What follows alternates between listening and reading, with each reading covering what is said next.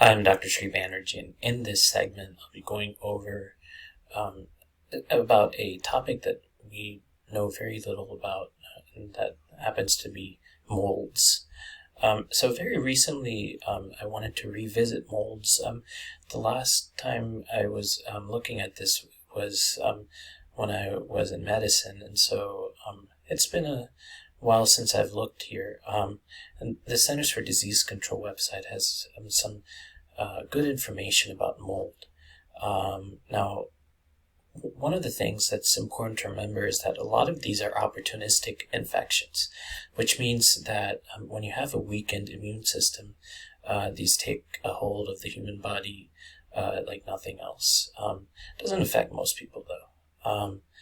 So these molds can affect some people that are immunocompromised. Let me go ahead and get started here. What I'm going to do first is introduce you to all of the molds that grow and affect the human body. So the first one is Aspergillosis, and that one is actually one of the more invasive sort of molds that's out there. It can lead to cavitations within your lungs and a lot of different side effects. So the next one is blastomycosis. It's beyond the scope of this lecture. However, we'll revisit that in a subsequent one.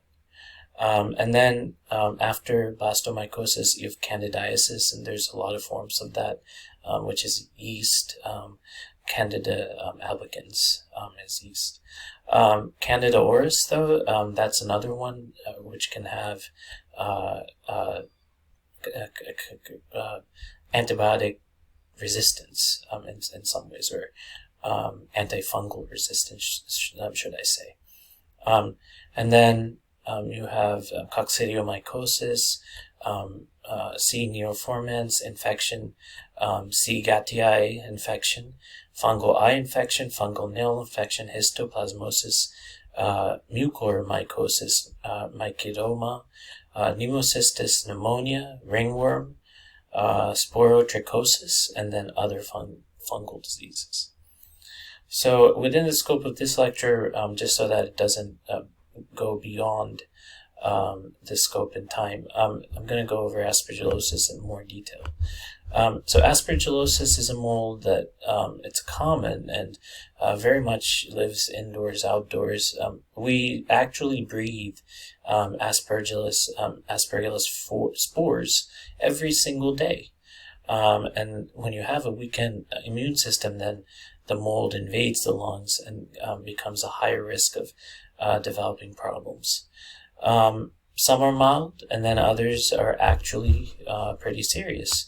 So the types of Aspergillosis that you find is allergic bronchopulmonary aspergillosis, ABPA, and this causes an inflammation within the lungs, and some coughing and wheezing as is seen in allergic symptoms, but doesn't really cause an infection. The next one, allergic Aspergillus sinusitis, doesn't cause an infection. However, there's symptoms of a sinus infection: drainage, stiffness, headache.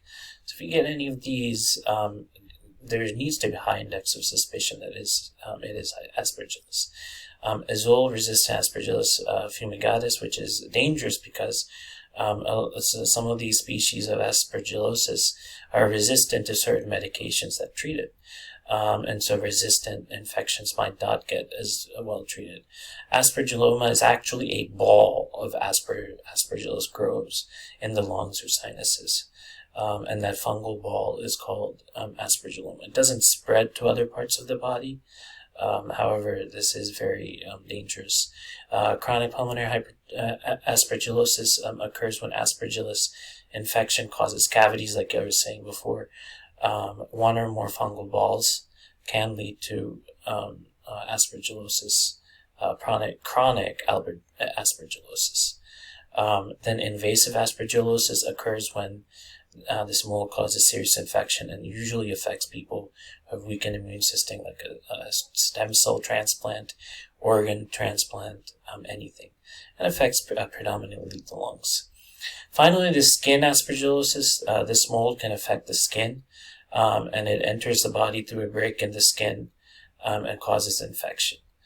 Cutaneous aspergillosis can cause invasive aspergillosis spreads to the skin from somewhere else in the body, such as the lungs. So as you can see, this is a very dangerous mold. For most people, it might not really affect them. Most of us are inhaling Aspergillus spores every day. However, if you do have a chronic autoimmune infection, then this can be quite dangerous. You've learned something new today. Thank you for listening.